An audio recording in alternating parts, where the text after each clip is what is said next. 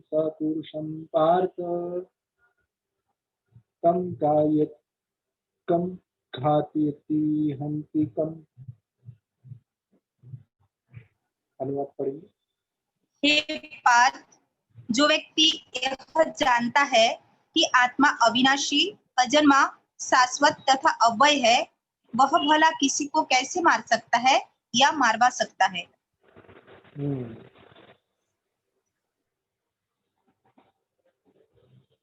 वे आत्मा जो अविनाशी, अजन्मा और शाश्वत तथा अव्यय है, तो भला ऐसी अवस्था में भला कौन किसे मार सकता है। तो आत्मा के परिभाषाओं का यहाँ पर उल्लेख किया गया है। आत्मा जो भगवान के अंश होने के नाते वे आत्मा कदाचित किसी भी द्वारा उसे खंड नहीं कर सकते। जिस समय पुराणों में ऐसा कथन है, नरसिंह पुराण में, कि एक समय नारद ऋषिवर आए थे हिरण्यकशिपु के पास। हिरण्यकशिपु के पास एक स्पेशल तलवार था, जिस तलवार को कहते चंद्रहास। और ये चंद्रहास को लेकर वे तैयार थे। नारद ऋषिवर को देखकर वो क्रोधावेश में उस चंद्रहास को फेंक दिए। चंद्रहास के अंदर एक स्पेशलिटी थी कि वो सामने वाले जिस पर उन्होंने टारगेट रखा है उसको उन्होंने निशाना बनाकर यदि फेंका है तो उसे मार कर ही छोड़ता है, तब तक वो लौट कर नहीं आता वो चंद्रहास। तो ये चंद्रहास फेंकने से जिसको निशाना बनाया उसे मारता है, और मार कर वही चंद्रहास निकट के सरोवर में वो अच्छी तरह धो धा कर एकदम शुद्ध होकर वो वापस हिरण्यकशिपु के मान में बैठ जाता था। ऐसा स्पेशल टेक्नोलॉजी था हिरण्यकशिपु के पास। आज के तारीख में जितने भी वैज्ञानिक लोग हैं वे ये हिरण्यकशिपु के सामने भी फेल है। ऐसा कैसे संभव है? जैसे कि मानो बंदूक से गोली निकली, सामने वाले के मस्तिष्क पर जाकर उसे वो मस्तिष्क के अंदर घुसकर उसे मार दिया, और वो गोली वापस आया, निकट के सरोवर में धोकर वापस राइफल में लोड हो गया। तो ऐसा टेक्नोलॉजी कहाँ है वैज्ञानिकों के पास जो हिरण्यकशिपु के पास था। और ऐसे ही यहाँ पर हिरण्यकशिपु ने नारद ऋषिवर को निशाना बनाकर फेंक दिया। तो नारद ऋषिवर को जब आए उसे काटने, तो वो चंद्रहास जो था नारद ऋषिवर को आर पार कर कर निकल गया, मगर नारद ऋषिवर को कुछ नहीं हुआ। जैसे कोई परछाई को मारने से परछाई को कुछ नहीं होता, वैसे ही नारद ऋषिवर को जब वार करने गया वो तलवार, तो तलवार आर पार निकल गया। हिरण्यकशिपु पल भर के लिए तो सकपका गए थे कि ये हो क्या रहा है, कि इसको ये तलवार घायल क्यों नहीं किया। पहली बार हिरण्यकशिपु ने अपने जीवन में देखा कि उनके साथ कुछ ऐसी घटना घटी जो बड़ा ही ताज्जुब था। और ऐसी अवस्था को देखकर हिरण्यकशिपु नारद ऋषिवर को पूछने लगे। अब तो नारद ऋषिवर को दोस्ती करने लग गए। उन्होंने देखा ऋषिवर के हाथ में कुछ विशेष प्रकार का मिस्टर इंडिया घड़ी है, और ऐसे विशेष मिस्टर इंडिया घड़ी होने के कारण पा रहा है। तो उन्होंने यही पूछा कि ये तुम्हारा राज क्या है, इस प्रकार गायब होने का राज क्या है। तुम दिख कर भी गायब रहते हैं, दिखते हुए भी तुम्हें कुछ नहीं होता है, ऐसा कौन सा तुमने ये शरीर प्राप्त कर लिया है। ऐसा शरीर मुझे भी चाहिए, कि मुझे भी इस प्रकार का अपना शरीर को बुलेट प्रूफ करना है कि मुझे किसी भी प्रकार से नुकसान ना हो। मगर यहाँ पर हिरण्यकशिपु की मूर्खता ये थी कि हिरण्यकशिपु समझ नहीं पाया कि ऋषिवर नारद ऋषिवर तो स्वयं सच्चिदानंद स्वरूप, उनका कोई भौतिक शरीर नहीं है। मगर हिरण्यकशिपु भौतिक देह के साथ में थे। तो ये भौतिक देह का नाश होता है, मगर आत्मा का खंड कभी नहीं होता, आत्मा कभी मरता नहीं है। आत्मा को कितना भी कोशिश करे, आत्मा स्थिर रहता है, अव्यय है, अविनाशी है, अजन्मा है, जो कभी भी किसी भी अस्त्र शस्त्र के द्वारा मारा नहीं जा सकता। यही बात यहाँ पर भगवान कृष्ण अर्जुन को समझाते हैं कि अर्जुन, जो तुम सोच रहे हो तुम्हारा ब्रह्मास्त्र इन सेनागणों को मार देंगे, तुम्हारी मूर्खता है, क्योंकि आत्मा तो सनातन है। और यही इसको कहते हुए उन्होंने इसी बात को समझाए एक उदाहरण से। अब वो उदाहरण क्या है, सो कहते हैं वाप्शंसि जीर्णानि यथा विहाय नवानि गुरुणाति नरपराणि तथा शरीराणि विहाय जीर्णान्यानि संयाति नवानि देहि। वाप्शंसि जीर्णानि यथा विहाय। हाँ, जिस प्रकार मनुष्य पुराने वस्त्रों का त्याग कर नए वस्त्र धारण करता है, उसी प्रकार आत्मा पुराने तथा व्यर्थ के शरीरों को त्याग कर नवीन भौतिक शरीर धारण करता है। पुराने और व्यर्थ शरीर को त्याग कर नवीन शरीर को धारण करता है आत्मा। तो उदाहरण क्या दिया है, पुराने व्यर्थ कपड़े को त्याग कर नए कपड़े धारण करते हैं, ठीक उसी तरह ये आत्मा भी पुराने बेकार शरीर को त्याग देते हैं। तो इस शरीर की तुलनात्मक की गई है कपड़े के साथ। तो कपड़ा जो होता है, जो व्यक्ति कपड़े को धारण किया है, तो कपड़ा तो गौण हो गया, मुख्य तो व्यक्ति हुआ। और उसी प्रकार आत्मा मुख्य हुआ, शरीर जो है गौण हो गया। तो यहाँ पर मुख्य महत्वपूर्ण कार्य या मुख्य महत्वपूर्ण विषय क्या है, आत्मा को जैसे शरीर और वस्त्र का उदाहरण देकर समझाए। अभी इसी उदाहरण के साथ बहुत सारी शिक्षा हमें प्राप्त होती है, इस वस्त्र के उदाहरण के साथ। सबसे पहले तो वस्त्र जो होता है, यह व्यक्ति वस्त्र धारण करने से वैसी उसकी हुलिया बनती है। यदि किसी ने धोती कुर्ता पहन लिया तो निश्चित रूप में कोई भी व्यक्ति कहेगा कि हाँ, ये व्यक्ति कहाँ जा रहा है, मंदिर जा रहा है या मंदिर से आ रहा है। यदि किसी ने फटा पुराना या फटा हुआ कोई जींस पहन लिया और चमकीला कोई जैकेट पहन लिया बड़े बड़े बाल के साथ, तो निश्चित रूप में कोई कहेगा ये डिस्को जाकर आ रहा है या डिस्को जाने वाला है। तो कपड़े बदलने से व्यक्ति के पहचान भी बदल जाते हैं। कपड़ा हमें पहचान देता है।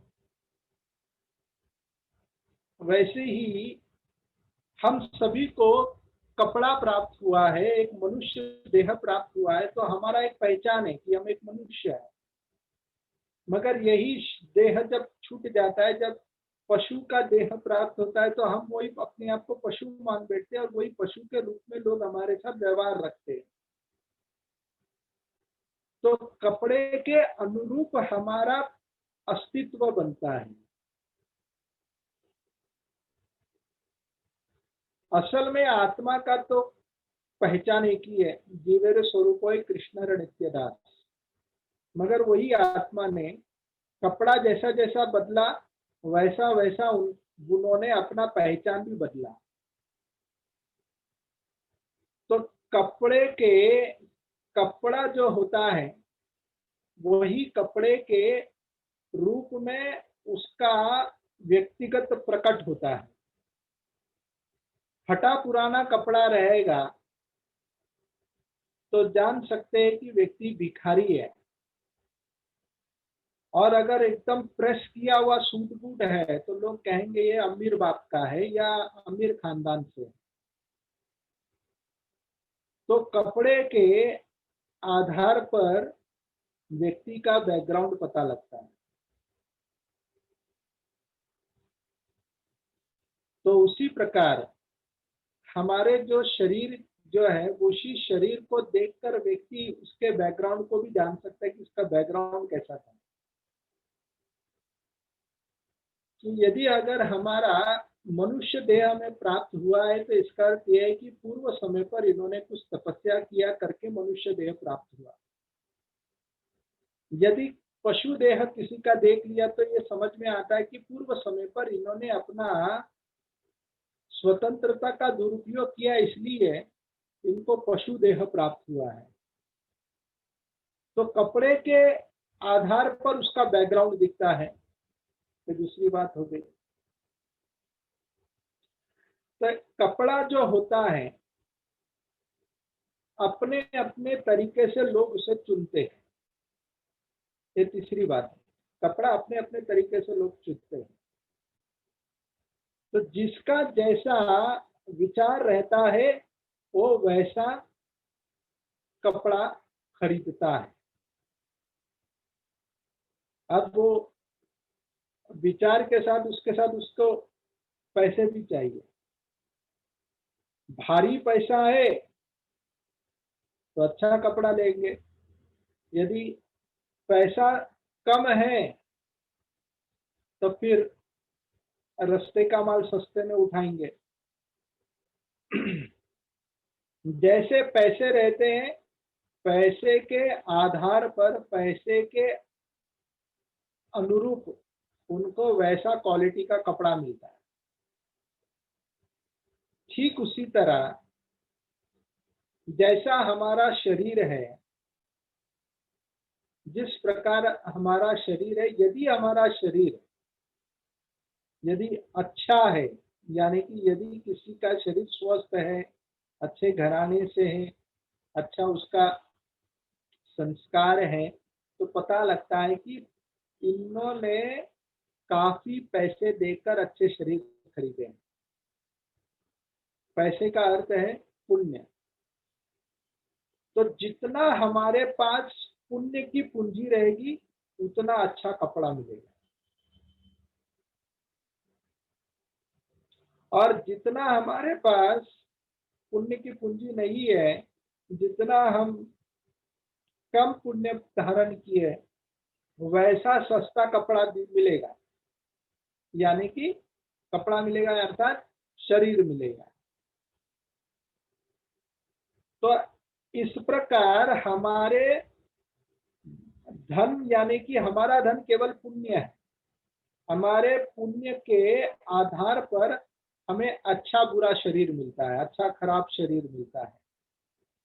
यदि हमने पुण्य अगर भली भांति में संचार नहीं किया है तो हमें रोग वाला शरीर मिलेगा, जिसमें केवल रोग ही रोग रहेगा, जिस रोग से हम पीड़ित रहेंगे। यदि अच्छा पुण्य किया है तो स्वस्थ शरीर मिलेगा। तो शरीर हमें मिलता किसके आधार पर?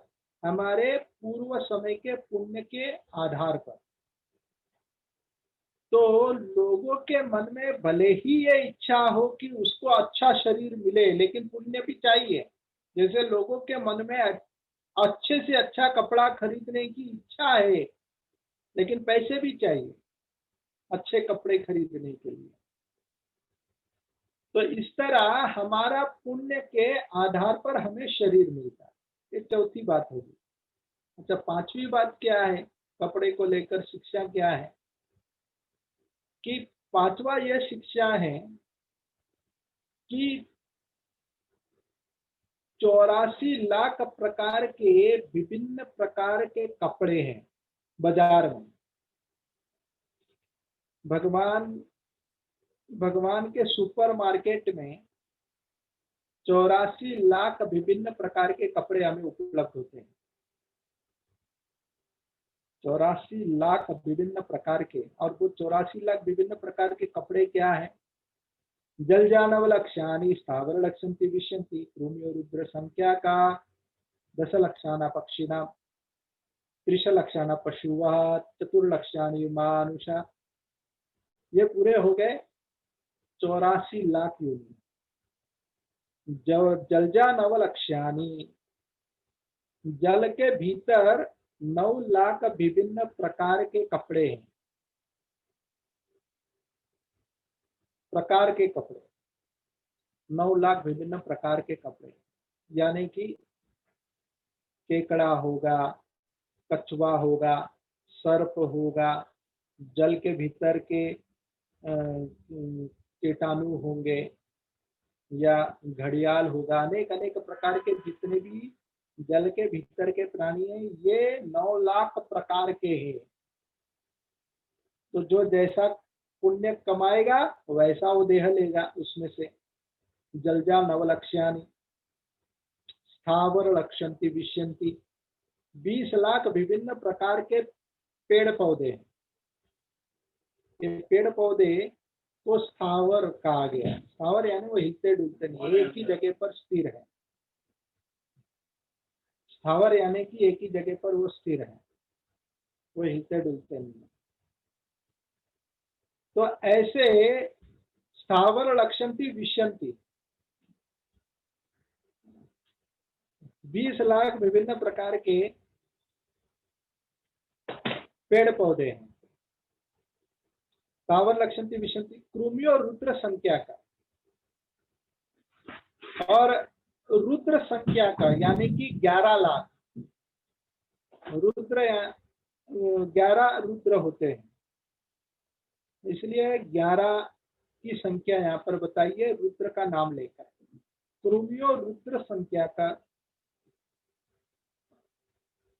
कृमियो यानी कि कीड़े मकोड़े 11 लाख विभिन्न प्रकार के हैं। 10 लक्षाना पक्षिणां, 10 लाख विभिन्न प्रकार के पक्षियां हैं। 30 लक्षाना पशु, 30 लाख विभिन्न प्रकार के पशु है। ये पूरे मिलाकर हो गए 80 लाख। अंत में 4 लाख बचा है। 4 लक्षानी मानुषा, 4 लाख विभिन्न प्रकार के मनुष्य हैं। प्रकार की बात हो रही है। हो सकता है कि मन में आपके ये प्रश्न उठे कि प्रभु जी, मनुष्य की योनि तो बढ़ती है, उसके पॉपुलेशन बढ़ रहा है, तो कैसे हम ये दावा करें कि ये 84 लाख कैसे हुआ? क्योंकि वे यहाँ पर समझदारी में मार खा जाते हैं कि वे संख्याओं के साथ तुलनात्मक करते हैं। संख्याओं के साथ तुलनात्मक मत करिएगा, प्रकार के साथ तुलनात्मक करिएगा। जैसे मैं एक उदाहरण दूंगा।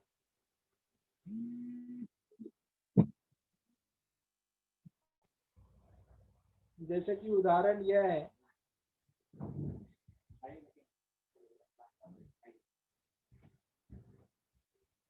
मेरी आवाज आ रही है ना?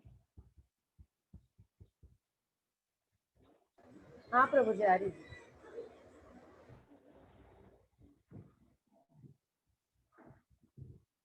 हाँ, जैसे कि जो 84 लाख योनि जो कहा गया, जैसे आप इस उदाहरण से समझ सकते हैं। जैसे 84 प्रकार के कपड़े। अब 84 प्रकार के कपड़े में आप ले लिया जाए कि एक में केवल पैंट है, शर्ट पैंट है, दूसरे में केवल धोती कुर्ता है, तीसरे में केवल चूड़ीदार इत्यादि है या साड़ियाँ है। ये अलग अलग प्रकार के कपड़े, ऐसे वैरायटी कितने? 84। मगर ऐसा हो सकता है कि शर्ट पैंट के जितने कपड़े हैं उनकी संख्या कम हो, धोती कुर्ता की संख्या ज्यादा हो, या कभी धोती कुर्ता की संख्या कम हो जाए, शर्ट पैंट की संख्या बढ़ जाए। तो संख्याओं में यहाँ पर लेन देन की बात नहीं हो रही है, यहाँ पर प्रकार की बात हो रही है। वैसे ही ये जो वस्त्र जो है, जिसको शरीर के साथ तुलनात्मक किया गया है, इस वस्त्र को, तो ऐसे 84 लाख प्रकार के वस्त्र होते हैं।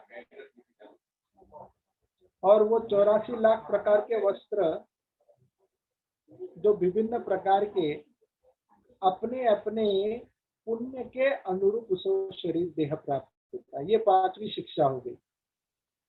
अच्छा, 6ठी शिक्षा क्या है इस वस्त्र के द्वारा? कि इसी कपड़े से जब व्यक्ति कपड़ा धारण करता है तो कपड़े में एक आकार आता है। अभी कपड़े को अगर निकाल के ऐसे डाल दिया जाए तो कपड़ा सिकुड़ जाता है, लेकिन जैसे ही इस कपड़े को हम धारण करते हैं तो कपड़े में आकारपन आता है इस कपड़े में। वैसे ही आत्मा जो है वो किस प्रकार है? वो आकार वाला आत्मा इस देह के अंदर है। तो आत्मा आकार धारण किए हुए है। आत्मा आकार होने के कारण शरीर को आकार आया है। जैसे जब हम वस्त्र धारण करते हैं तो वस्त्र को आकार आ जाता है, अन्यथा वस्त्र में अपने आप में कोई आकार नहीं है। वस्त्र शरीर के कारण आकार प्राप्त करता है। ठीक उसी तरह ये जो हमारा मिट्टी जल अग्नि वायु आकाश से बना हुआ जो वस्त्र है, ये शरीर जो वस्त्र तुल्य है, यही मिट्टी जल अग्नि वायु वाला आकाश से बना हुआ ये धातु का ये शरीर निराकार समान है, इसमें कोई आकार नहीं है। मगर यही जब आत्मा पर जब चढ़ान लेता है तो इसको आकार आ जाता है। इससे साफ जाहिर होता है कि आत्मा के पास आकार है, आत्मा के पास आकार है। और इसी आत्मा के पास आकार होने का कारण क्या है? क्योंकि इनके स्वामी के पास आकार है। इससे ये हम सिद्ध कर सकते हैं कि भगवान निराकार नहीं साकार है। तो भगवान साकार होने के कारण मनुष्य यानी जीव आत्मा भी साकार है।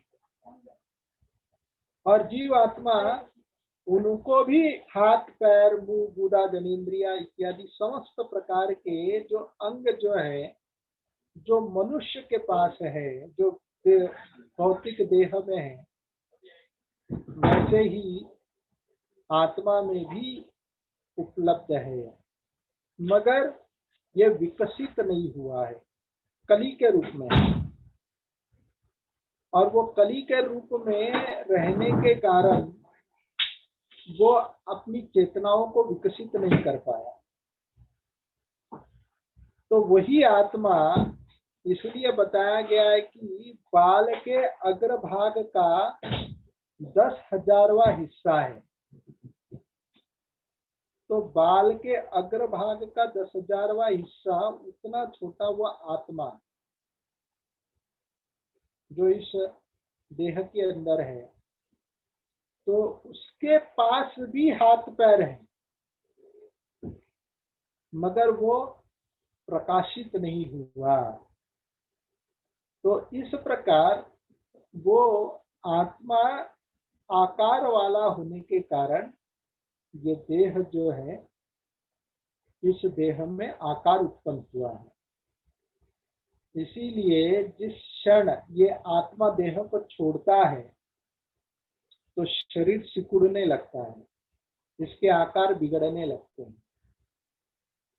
इनके आकार क्यों खराब होते हैं? कारण है कि आकार रूपी आत्मा देह छोड़कर निकले। इस तरह यही आत्मा जो देह के अंदर होने के कारण निराकार देह को भी आकार आ गया है, तो इस तरह इस वस्त्र से हम अनेक शिक्षा के रूप में इसे स्वीकार सकते हैं। और यहाँ पर कृष्ण इसी उदाहरण को लेकर समझाते हैं, वाशंसी जीर्णानि तथा व्याय नवाणि गृह्णाति नरोपराणि। पुराने व्यर्थ शरीर को त्याग कर वो नवीन शरीर को धारण करता है आत्मा। जैसे पुराने व्यर्थ कपड़े को त्याग कर वो नए कपड़े को धारण करता है, इस प्रकार ये आत्मा जो है वो बदलता नहीं, मगर शरीर नष्ट होता रहता है। आत्मा स्थायी है। और यही शिक्षा देते हुए भगवान कृष्ण इस 22 नंबर श्लोक में कहते हैं। और इसके बाद वाला जो श्लोक है जिसकी चर्चा हम कल करेंगे। किसी का कोई प्रश्न, कोई जिज्ञासा है तो पूछ सकते।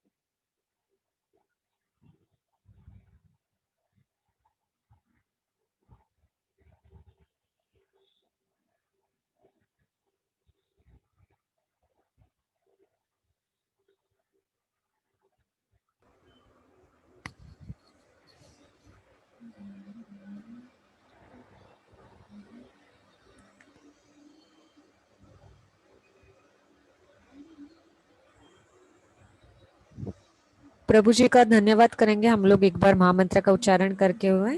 हरे कृष्णा कृष्णा कृष्णा कृष्णा हरे हरे, हरे राम राम राम राम हरे हरे। हरे कृष्णा। थैंक यू प्रभु जी। थैंक यू सो मच प्रभु जी। चैतन्य चरितमृत क्लास का अनाउंस हाँ, करें। चैतन्य चरितमृत क्लास हमारा मंडे को होगा। मंडे, सोमवार शाम को करेंगे। कितने बजे प्रभु जी? हाँ, कितने बजे? क्या? चैतन्य चरितमृत मंडे को कितने बजे प्रभु जी? अच्छा, कितने बजे? हाँ। शाम को हम 6 से 7 रखें। ठीक है प्रभु जी। जैसा आप बोलो, या 7 से 8? 6 to 7 चलेगा प्रभु जी। ओके, ठीक है। तो एवरी मंडे चैतन्य चरितमृत रहेगा 6 to 7, और सैटरडे संडे हम regular Bhagavad Gita weekend class continue करेंगे। Okay, okay. Hare Krishna Hare Krishna. Thank you. Hare Krishna.